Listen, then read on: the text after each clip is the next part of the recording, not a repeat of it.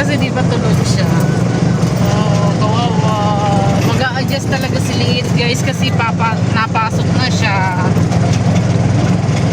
Nasa big school na siya guys. Struggle malala. Ayan, tulog na siya guys. Meron na naman. 2:30 ang out kasi ni Liit. Sabay-sabay na kami para isang biyahe.